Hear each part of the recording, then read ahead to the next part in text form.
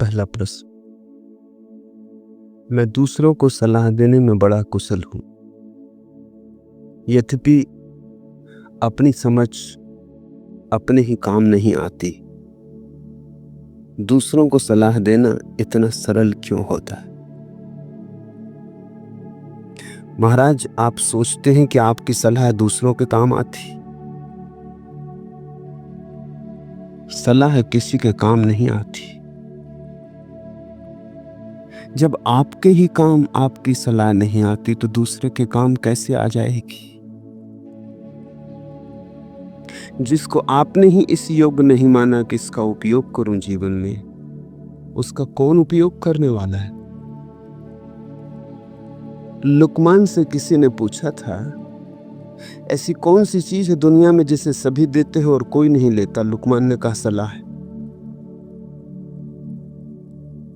दी खूब जाती, लेता कोई भी नहीं। तुम खुद ही अपनी सलाह मानने को तैयार नहीं हो। थोड़ा सोचो। मैंने सुना है एक सूफी फकीर के पास एक स्त्री अपने बेटे को लेके आई और उसने कहा कि इसे जरा समझा दे, मैं हार गई, इसके पिता हार गए, इसके शिक्षक हार गए, हम सबसे समझवा चुके हैं, ये समझता नहीं, अब आप ही एकमात्र आशा है। ये बहुत गुड़ खाता है। फकीर ने कहा, 7 दिन बाद आओ। स्त्री तो समझी नहीं, इसमें 7 दिन बाद आने की क्या बात थी। 7 दिन बाद पहुंची बेटे को लेकर। फकीर ने कहा कि क्षमा करो, 7 दिन और लगेंगे, 7 दिन बाद आओ। ऐसा तीसरी बार भी कहा तो उस स्त्री ने कहा, बात क्या है? उसने कहा, बात तुम्हें 7 दिन बाद आओ तभी बताऊंगा। 21वें दिन उस फकीर ने कहा, बेटा गुड़ खाना बंद कर दे। स्त्री ने तो सिर से हाथ मार लिया कि इस सलाह के लिए 21 दिन भटकाया, 3 बार बुलाया। उसने कहा, ये इतनी सी सलाह नहीं, मैं खुद ही गुड़ खाने का बहुत शौकीन। इस छोटे से बच्चे को मैं कहूं कि गुड़ खाना छोड़ दे, बुरा है, इसके पहले मैं तो छोड़ दूं। 21 दिन मुझे छोड़ने में लग गए और इसे सलाह देता तो बेईमानी की होती, झूठी होती। उस बेटे ने फकीर की तरफ आंख उठा के देखा, उसके चरणों में झुका और उसने कहा, तो मैं भी छोड़ देता हूं। तुम्हारी सलाह में मूल्य तभी आता है जब तुम भी उसे करते हो। तुम्हारा जीवन अगर तुम्हारे विचार के विपरीत है तो लोग तुम्हारा जीवन देखते हैं, तुम्हारा विचार थोड़ी। विचार से कोई प्रभावित नहीं होता, लोग प्रभावित जीवन से होते, तुम्हारे भीतर की अग्नि से होते। बातें तुम आग की करो और तुम्हारे जीवन में राख ही राख हो। तुम्हारा जीवन तुम्हारे वचनों को झुठला देगा। बातें तो सभी अच्छी करते, बातें अच्छी करने में क्या लगता है? हदली लगे न फिटकरी, रंग चोखा हो जाए। कुछ खर्च तो होता नहीं बात करने में। लोग जानते हैं कि बातें तो कचरा है, और इस देश में तो और। इस देश में इतनी सलाहें दी गई हैं, इतने उपदेश दिए गए हैं कि लोग थक गए, लोग ऊब गए, लोग छुटकारा चाहते हैं। तुम सोचते हो कि मैं दूसरों को सलाह देने में बड़ा कुशल हूं, लेकिन मेरी सलाह मेरे ही काम क्यों नहीं आती? किसी के काम नहीं आती। जब तुम्हारे काम नहीं आती तो किसी के भी काम नहीं आएगी। मैंने सुना है मुल्ला नसरुद्दीन के पड़ोसी के घर एक बड़ा कीमती तोता था। तोता 7 दिन तक मलमूत्र विसर्जन न किया तो पड़ोसी घबरा गए। ऐसा कभी ना हुआ था।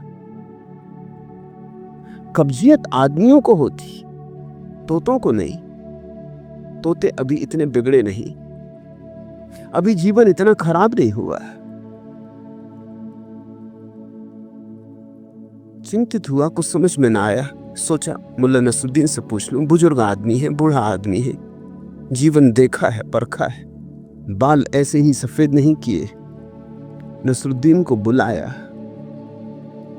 मुल्ला ने अपने चश्मे को ठीक ठाक किया, तोते के पिंजरे के चारों तरफ घूमा, ठीक से निरीक्षण किया, विचार किया काफी, फिर कहा, भाईजान, पिंजरे में आपने हिंदुस्तान का नक्शा क्यों बिछाया?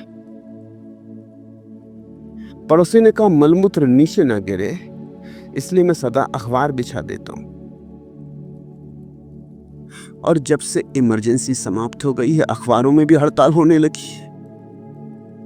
तो 7 दिन पहले अखबार की हड़ताल थी, अखबार आया नहीं, तो मैंने ये हिंदुस्तान का नक्शा बिछा दिया। क्या इसमें कोई गलती हो गई? क्या मैंने कोई भूल चूक की? इसमें आपको कोई ऐतराज है? मुल्ला हंसा और बोला, बड़े मियां, ऐतराज नहीं, समस्या सुलझ गई। तोते आदमियों जैसे जड़ नहीं होते, तोते बुद्धिमान होते और संवेदनशील भी होते। हिंदुस्तान जितना मलमूत्र सह सकता था सह चुका, और ज्यादा सहने की इसकी क्षमता नहीं।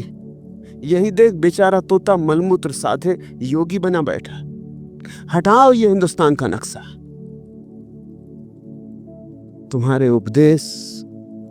उपदेष्टा, तुम्हारे सलाह देने वाले, तुम्हारे तथाकथित धर्मगुरु तुम्हारे खोपड़ी को खूब कचरे से भर चुके हैं। जितनी सलाहें इस देश में दी गई हैं उतनी और कहीं नहीं दी गई। इस देश की दुर्गति का यही बड़े से बड़ा कारण है। और जो सलाह दे रहा है वो इसकी फिक्र ही नहीं करता कि उसके जीवन में सलाह के लिए कोई प्रमाण नहीं। उसका जीवन झुठला रहा है। वो जो कह रहा है ठीक उससे उल्टा उसका जीवन कह रहा है।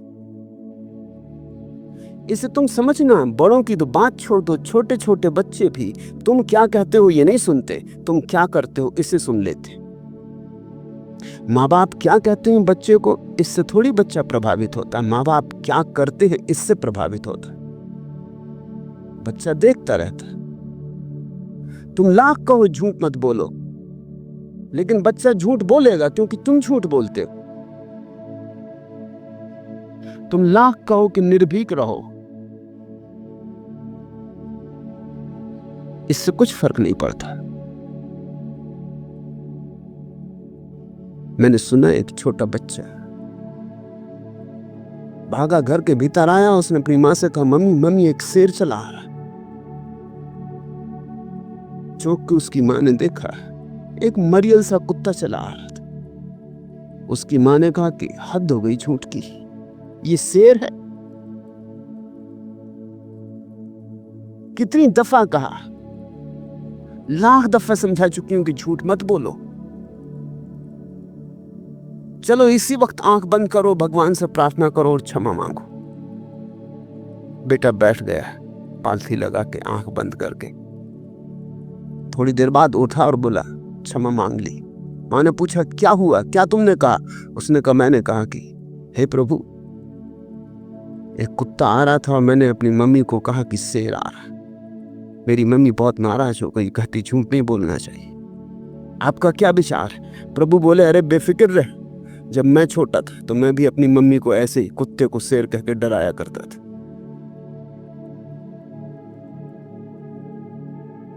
बच्चा जानता तुम्हारा ईश्वर भी झूठा। किससे प्रार्थना करने को कह रहे हो उसको? उसने कुत्ते को शेर कहा, इसमें तो शायद थोड़ी सच्चाई भी हो, लेकिन किस ईश्वर से आंख बंद करके उससे तुम प्रार्थना करने को कह रहे हो? कोई भी नहीं है वहां। कुत्ते को शेर कहा, थोड़ी अतिशयोक्ति की, और आंख बंद करके तो कोई भी नहीं है वहां। किसको तुम भगवान कह रहे हो? न तुम्हें अनुभव है,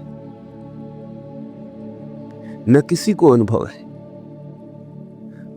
झूठ पर और महाझूठ की परतें जमाए जा रहे हो। बच्चे देखते सब तरफ झूठ चल रहा है। बाप कहता है कि झूठ मत बोलना, और फिर कह देता है कोई दरवाजे पे आया, किराएदार आ गया, तो पहुंचा देता, बेटे को कह दो कि पिताजी घर में नहीं। अब बेटा देख रहा है कि ये बात झूठ है।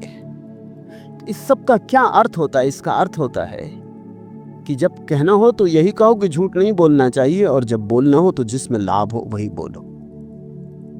ये बात इतनी स्पष्ट है, ये संदेश इतना साफ है।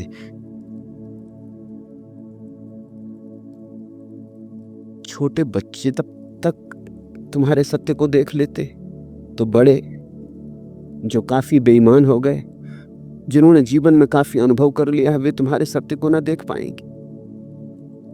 ऐसा हुआ। दक्षिण की एक कथा है। दक्षिण में एक बड़े प्रसिद्ध पंडित हुए, पंडित मणि। पंडित मणि कदिरेश चेट्टियार भगवान मुरुगन कार्तिकेय के भक्त थे। एक दिन उनके यहां एक भगत आया। वह गले में रुद्राक्ष की माला पहने, माथे पर भस्म रमाए हुए था और मुंह से मुर्गा मुर्गा की रट लगा रहा था। उसने पंडित मणि से कहा, मैं भगवान मुरुगन का मंदिर बनवाने की सोच रहा हूं। कल रात भगवान ने स्वप्न में दर्शन देकर कहा कि चिंता मत करो, पंडित मणि के पास जाओ, तुम्हें जो कुछ भी चाहिए वे देंगे। पंडित मणि ने इस पर भगत से बड़ी विनम्रता से प्रार्थना की कि रात भर मेरे यहाँ रहिए, सुबह बातें होंगी। सवेरे उन्होंने भगत को बुलाकर बताया, महाराज रात को भगवान ने मुझे भी दर्शन दिए और कहा कि सामने वह जो ताड़ है उसके नीचे 5 फुट की गहराई पर खजाना गड़ा हुआ है, उसे निकालकर भगत के हवाले कर दो। अगर वहां गुप्त खजाना न मिले तो भगत ने शंका की। महाराज, पंडित मणि ने कहा, मुझे भी यही शंका हुई थी और मैंने हिम्मत करके भगवान मुरुगन से पूछ भी लिया।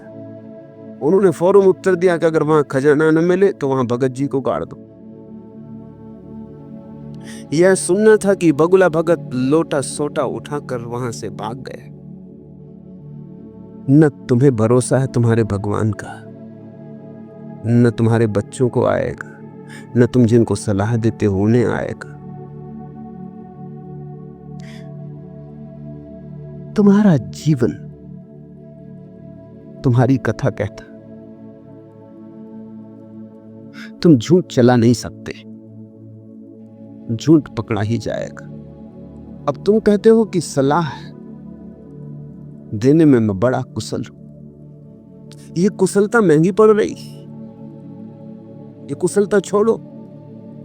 इस कुशलता से किसी को लाभ नहीं हुआ, हालांकि तुम्हारा जीवन व्यर्थ जाएगा।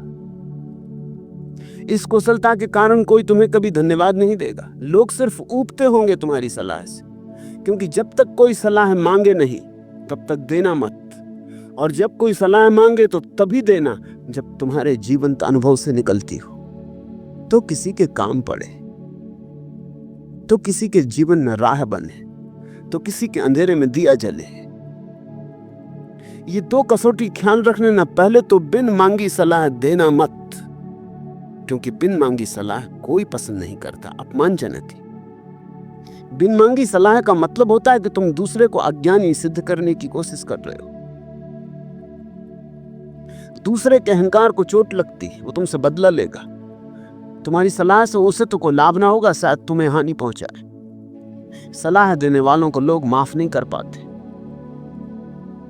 तो पहले तो बिन मांगी सलाह देना मत, और 100 में 99 सलाहें बिन मांगे दी जाती। फिर अगर कोई मांगे भी तो विचार कर लेना कि तुम्हारी अपनी अनुभूति क्या है। अपनी अनुभूति के विपरीत सलाह मत देना। अगर तुम ये 2 बातें करने में सफल हो जाओ तो न तो तुम किसी को हानि पहुंचा सकोगे, न तुम किसी का अपमान करोगे, न तुम लोगों का मन व्यर्थ कचरे से भरोगे। ये कुशलता छोड़ो, ये कुशलता काम की नहीं है, ये गले में फांसी है तुम्हारे। और अगर ये 2 बातें तुमने ध्यान में रखी तो तुम्हारे जीवन में धीरे धीरे निखार आएगा, क्योंकि तुम वही करोगे जो कहोगे और वही कहोगे जो तुम करोगे। जब किसी व्यक्ति के जीवन में कृत्य में और विचार में तालमेल हो जाता तो परम संगीत पैदा होता। नहीं तो ऐसा ही समझो कि तबला एक ढंग से बज रहा है और सितार एक ढंग से बज रहा है, दोनों में कोई तालमेल नहीं। बेसुरापन है।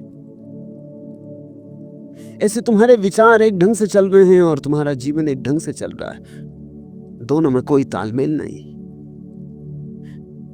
बैलगाड़ी में जुते बैल एक इस तरफ को जा रहा है, एक उस तरफ को जा रहा है, और बैलगाड़ी की दुर्दशा हुई जा रही है। जीवन में संगीत तभी पैदा होता है, शांति तभी पैदा होती, सुख तभी पैदा होता है जब तुम्हारे विचार और जीवन में एक तालमेल होता है, एक सामंजस्य होता है, एक समन्वय होता है। वही कहो जो तुमने जाना हो।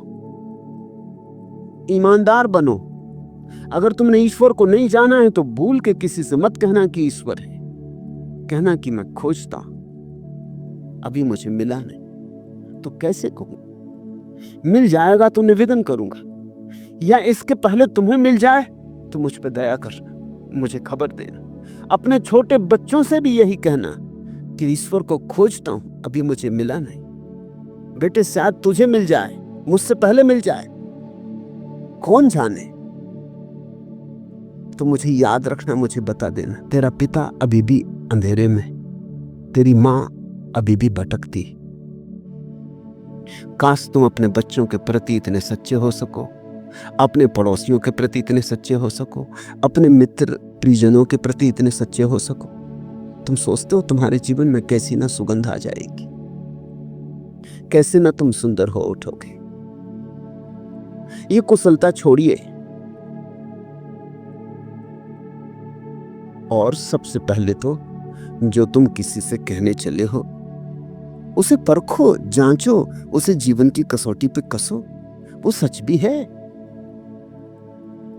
हाँ, तुम्हें लगे कि सच, तुम्हें उससे रस मिले, तुम्हारे जीवन में आनंद बहे, तुम्हारे जीवन में थोड़ी रोशनी हो, थोड़ा साफ साफ दिखने लगे, तुम्हारी आंखों का धुंधलका मिटे, फिर तुम जरूर कह देना।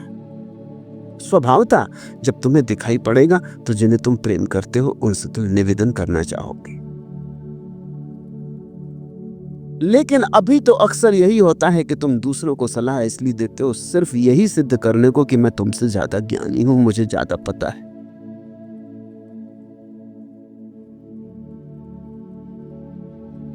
मैं छोटा था तो मेरे गांव में एक बड़े पंडित थे, मेरे पिता के मित्र थे। मैं पिता का सिर खाया करता, कोई भी सवाल उठाता, मगर वे ईमानदार आदमी, उनकी ईमानदारी के कारण मेरे मन में उनके प्रति अपार श्रद्धा है। वे मुझसे कहते, मुझे पता नहीं, तुम पंडित जी के पास चलो। पंडित जी के प्रति मेरे मन में कोई श्रद्धा कभी पैदा नहीं हुई, क्योंकि मुझे दिखता नहीं कि वो जो कहते थे उसमें जरा भी सच्चाई थी। उनके घर जाके मैं बैठ के उनका निरीक्षण भी किया करता। वो जो कहते थे उससे उनके जीवन का कोई तालमेल ना था, लेकिन बड़ी ब्रह्म ज्ञान की बातें करते थे, ब्रह्म सूत्र पर भाष्य करते थे। और जब मैं उनसे ज्यादा विवाद करने लगता तो वो कहता, ठहरो, जब तुम बड़े हो जाओगे, उम्र पाओगे, तब ये बात समझ में आएगी। मैंने कहा, आप उम्र की एक तारीख तय कर दें, अगर आप जीवित रहे तो मैं निवेदन करूंगा उस दिन आके। मुझे टालने के लिए उन्होंने कह दिया होगा कम से कम 21 साल के तो हो जाओ। जब मैं 21 का हो गया, मैं पहुंच गया, मैंने कहा कुछ भी मुझे अनुभव नहीं हो रहा जो आप बताते हैं। 21 साल का हो गया, आप क्या इरादा है? आप कहिएगा 42 साल के हो जाओ। 42 साल का हो जाऊंगा तब आगे की बता देना, टालो मत। तुम हुआ हो तो कहो कि हुआ, नहीं हुआ हो तो कहो कि नहीं हुआ। उस दिन न मालूम कैसे भाव की दशा में थे वे, कोई और था भी नहीं, उनके भक्त बैठे रहते थे, भक्तों के सामने और कठिन हो जाता। उस दिन उन्होंने आंख बंद कर ली, उनकी आंख से 2 आंसू गिर पड़े। उस दिन मेरे मन में उनके प्रति श्रद्धा पैदा हुई। उन्होंने कहा, मुझे क्षमा कर, मैं झूठ ही बोला था, मुझे भी कहां हुआ। टालने की ही बात थी। उस दिन भी तुम छोटे थे लेकिन तुम पहचान गए थे, क्योंकि मैं तुम्हारी आंखों से देख रहा था, तुम्हारे मन में श्रद्धा पैदा नहीं हुई थी। तुम भी समझ गए थे मैं टाल रहा हूं कि बड़े हो जाओ। मुझे भी पता नहीं उम्र से इसका क्या संबंध। सिर्फ झंझट मिटाने को मैंने कहा था। मैंने कहा आज मेरे मन में आपके प्रति श्रद्धा का भाव पैदा हुआ। अब तक मैं आपको निपट बेईमान समझता था। ख्याल रखना, तुम जो भी सलाह तुम्हारे जीवंत अनुभव से नहीं प्रगटी है देते हो, उससे तुम बेईमान समझे जाते हो, ईमानदार नहीं। वही कहो जो जाना है। तब कितना कम कहने को रह जाता, कभी सोचा? कितना कम रह जाता कहने को। एक पोस्ट कार्ड पर लिख सकते हो, इतना कम बचता है। सब कूड़ा करकट हट जाता है और तुम चकित हो जाओगे उस छोटी सी पोस्ट कार्ड पर लिखी गई बातें इतनी बहुमूल्य हो जाती। एक एक बात का वजन ऐसा हो जाता जैसा हिमालय का वजन हो। तुम जिसे दोगे वह कृतकृत्य होगा। पूछते हो दूसरे को सलाह देना इतना सरल क्यों होता है? इसमें कठिनाई है भी क्या? तुम्हें करना नहीं, करे तो दूसरा, फंसे तो दूसरा, ना करे तो पछताए, करे तो पछताए। मुसीबत तुमने दूसरे की खड़ी कर दी। तुम्हें क्या अड़चन है? तुम्हें दूसरे पर दया भी नहीं है, सिर्फ दयाहीन मुफ्त सलाह देते। तुम्हें करुणा भी नहीं है, तुम्हें दूसरे के प्रति सहानुभूति भी नहीं। मैंने सुना मुल्ला की पत्नी चौकी के बाहर आई और उसने कहा, नसरुद्दीन आज मेरे दांत में बहुत दर्द है।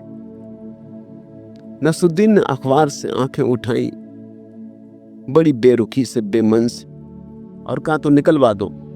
मेरे दांत में होता तो मैं तुरंत ही निकलवा देता। पत्नी ने कहा, हाँ जी, लेकिन ये तुम्हारा दांत थोड़ी ही है। तुम्हारा होता तो मैं भी उसे निकलवाने में कोई कोर कसर उठा न रखती। अपना दांत निकलवाना हो तो अड़चन होती, दूसरे का दांत निकलवाना हो इसमें सलाह देने में क्या अड़चन है? दूसरे को सलाह देने में अड़चन नहीं है, इसलिए मैं कहता हूं सोच के देना, कच्ची मत दे देना, ऐसे ही मत दे देना, टालने को मत दे देना, व्यर्थ ज्ञान का प्रभाव दिखाने को मत दे देना, थोथे आडंबर के कारण मत दे देना। पीड़ा से देना, सोच के देना, अनुभव करके देना, उसके साथ सहानुभूति रख के देना, तो तुम पाओगे कि तुम्हारी हर सलाह दूसरे को बदले न बदले तुम्हें बदलती है। तुम अपनी हर सलाह में पाओगे कि तुम्हारा जीवन निखरता है।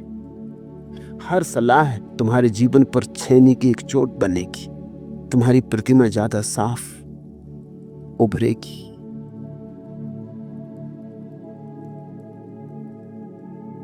भीड़ में ऐसे कोई इंसान की बातें करे जैसे पत्थर के बुतों में जान की बातें करे। झूठ को सच पर जहां तरजीह देना आम हो, कौन होगा जो वहां पर ज्ञान की बातें करे। है तो खुश फहमी महज लेकिन बहुत बहस से फायदा। है तो खुश फहमी महज लेकिन बहस से फायदा। साप ग्रस्तों से कोई वरदान की बातें करे। मंजिलों की ओर बढ़ना है तो चलते ही रहो, लाख दुनिया गर्द सो तूफान की बातें करे। जो स्वयं चल पाए कांधे पर लिए अपनी सलीब, हक बजाने भय वही ईमान की बातें करे। जब तक अपने कंधे पर अपनी सूली लेकर तुम न चले हो, तब तक ईमान की बातें करना ही मत। जब तक धर्म के रास्ते पर तुमने तकलीफ ना उठाई हो, तब तक धर्म की बात करना ही मत। जब तक प्रभु के चरणों में तुमने अपना सिर काट के न चढ़ाया हो, तब तक प्रभु अनुभव की बात करना ही मत।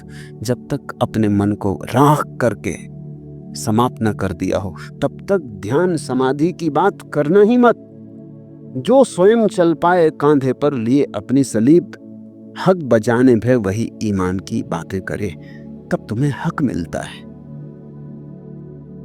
नहीं तो गैर अधिकार बात है, हिंसा है। इसे रोको, इसे छोड़ो, इस जाल को तो तुम जब कह रहे हो बड़े बल से, तब भी तुम्हारे भीतर की निर्बलता साफ जाहिर होती, तुम लड़खड़ा रहे हो। तुम कह रहे हो श्रद्धा की बात और भीतर संदेह खड़ा है। इस श्रद्धा में श्रद्धा जैसा कुछ भी नहीं।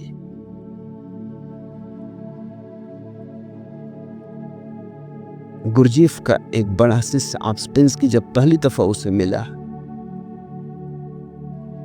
तो गुरजीफ ने ऑस्पेंस्की से कहा, ये कोरा कागज है, इस पर तू एक तरफ लिख ला कि क्या तू जानता है और दूसरी तरफ लिख ला कि क्या तू नहीं जानता है। ऑस्पेंस्की ने कहा, क्यों? तो गुरजीफ ने कहा, ताकि जो तू जानता है उसकी बात हम कभी ना करेंगे। जब तू जानता ही है तो उसकी हम बात क्यों करें? जो तू नहीं जानता उसकी बात करेंगे। जो तू नहीं जानता वो मैं जनाने की कोशिश करूंगा, जो तू जानता है वो समाप्त हो गई बात।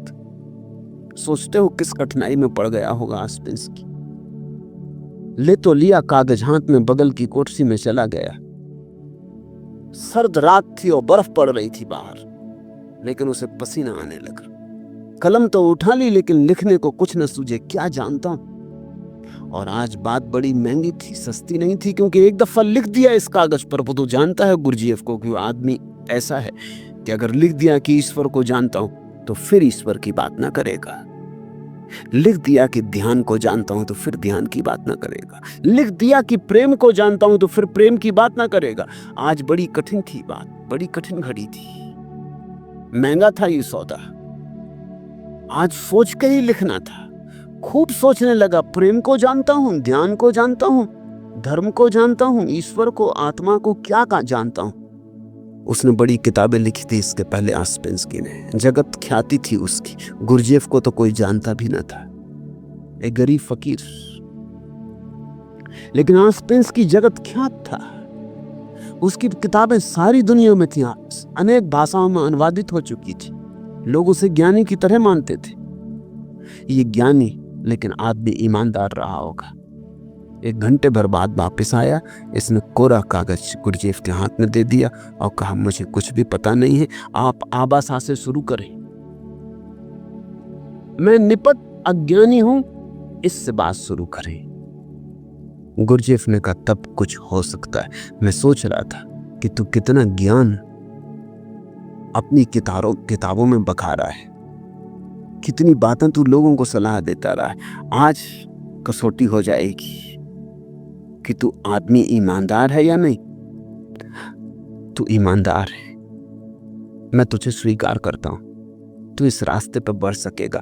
जगत की बड़ी से बड़ी ईमानदारी इस बात में है कि हम स्वीकार करें कि हमें मालूम नहीं। जो स्वीकार करते हैं कि हम अज्ञानी हैं, किसी दिन ज्ञानी हो सकते हैं।